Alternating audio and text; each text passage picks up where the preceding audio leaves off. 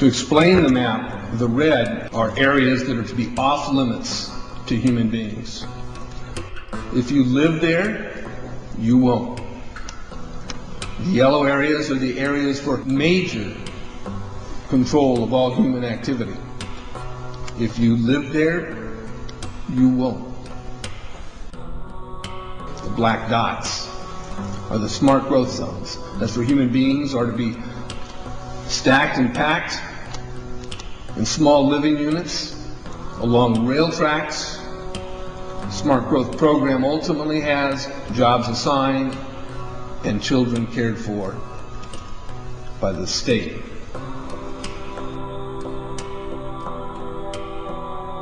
And in conjunction with Codex Alimentarius, food will be limited and water consumption will be decreased to 10 gallons per day per person. That is over a 90% reduction in people's average daily water consumption. And along with shortages of food and water, the food we will be provided with will be genetically manipulated and nutrient deficient. Genetic manipulation of food causes complications in metabolizing and utilizing food for energy. In June of 2003, scientists reported that the gene sequence of the inserted genes into crops had actually changed their order. They had re-scrambled. So the genetic inserts are not stable.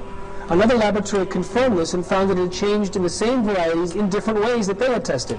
So not only is it unstable and changing, it's not even uniform in the way it's changing. This is incredibly dangerous. Nutrient deficiencies due to Codex's planned vitamin and mineral ban will cause billions of preventable diseases. Both of these will ultimately lead to billions of deaths. The question is then, how do they do it? How in the world are they getting this agenda from the international level down to the local level? Well, they've got a plan for that too. Now, on the environmental side, there's probably a number of different plans, but from the environmental side, you have an organization called the IUCN, the International Union for the Conservation of Nature. Been in existence since the United Nations was created. It's not part of the United Nations Charter. It's a scientific advisor to the United Nations. But through the IUCN, such programs as ecosystem management, American Heritage Rivers, the Clean Water Initiative, the Endangered Species Act, and all the rules and regulations of the EPA, U.S. Fish and Wildlife Service, the U.S. Forest Service, the U.S. Park Service, and so forth. They also discuss property rights in this particular document. They say that property rights are not absolute, they're not unchanging, they're not inalienable like our Constitution and the Declaration of Independence states.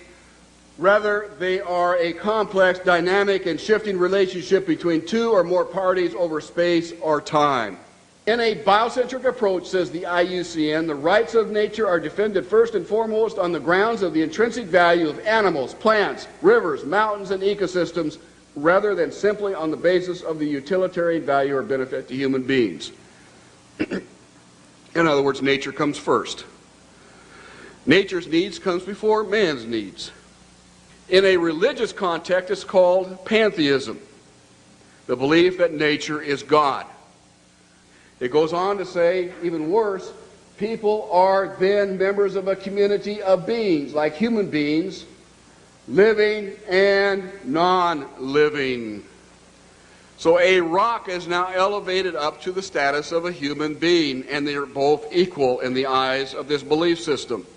It's not hard to imagine that if you believe that humans are the cause of all of Earth's problems, that we're overpopulated. They give two solutions, and only two, to this problem. The first is that it's estimated that an agricultural world in which most human beings are peasants should be able to support 5 to 7 billion people. Well, folks, we have 6 billion people right now. That means all of us in this room, or nearly all of us in this room, are going to have to become agrarian peasants if we use this solution. In contrast, they go on to say a reasonable estimate for an industrialized world society at the present North American material standard of living would be 1 billion people.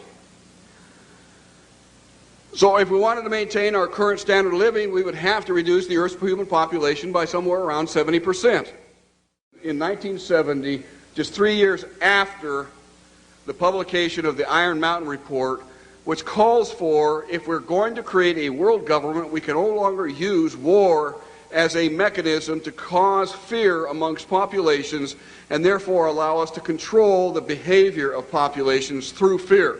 And they settled on, in 1967, in their publication called the Iron Mountain Report, the environmental holocaust. In 1970, 3 years after that publication, Foreign Relations began to publish a series of articles describing the ecological holocaust that was facing the world. And in this particular issue, the first issue done by George Kennan to prevent a world disaster, where it was summed up in 3 points that the eco-crisis is a global threat so great that it endangers all of life on Earth.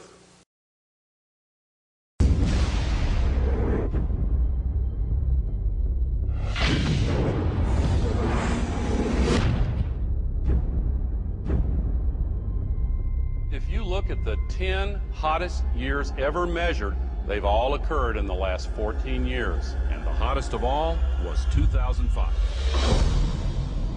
We are causing global warming. This is really not a political issue so much as a moral issue. The temperature increases are taking place all over the world, And that's causing stronger storms. is it possible that we should prepare against other threats besides terrorists? The Arctic is experiencing faster melting. If this were to go, sea level worldwide would go up 20 feet. This is what would happen in Florida. Around Shanghai, home to 40 million people. The area around Calcutta, 60 million. Here's Manhattan. The World Trade Center Memorial would be underwater. Think of the impact of a couple 100,000 refugees, and then imagine 100 million. Those who deny global warming are just flat out wrong. Ellen Goodman from the Boston Globe wrote, "Let's just say that global warming deniers are now on par with Holocaust deniers." Scientists silenced for questioning the threat of global warming. I know that I've had several friends who have essentially been told that if you speak out on climate change, you must do so as an independent citizen. If you do so through our organization or through our institution, you will essentially be fired. Once you realize how many holes there are in the consensus solution, you may begin to open up your mind to the other side of the global warming debate as a whole. The only consensus I'm aware of is that it's warm in the last century. They completely ignore the fact that there's this thing called the Oregon Petition that was signed by 19,000 professionals and scientists who don't agree with the idea that we are causing climate change. I can't tell you how many calls I've received from parents saying their kids are now being shown an inconvenient truth completely unchallenged, not just in science class, but in art and math classes. I have to speak out and say that the science we have is still incomplete, and the science we're being told by the IPCC is really incorrect science.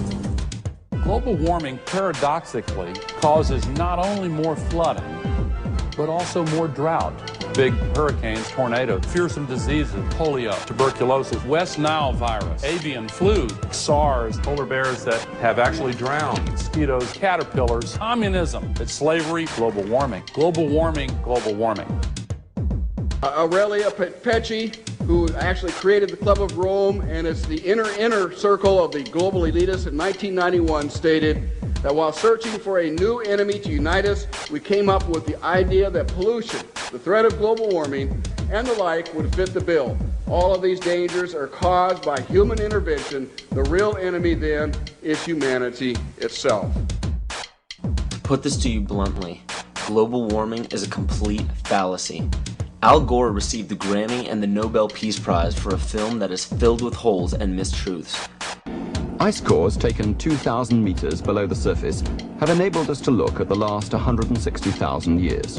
We believe that in Greenland, the medieval warm period was about 1.5 degrees warmer on average than today. And they also show consistently warmer temperatures thousands of years ago before man-made greenhouse gases existed. Approach our time, we can see that in the period between 4,000 years ago and back to the period 2,000 years ago, which is actually the Roman age, the temperatures have been decreased.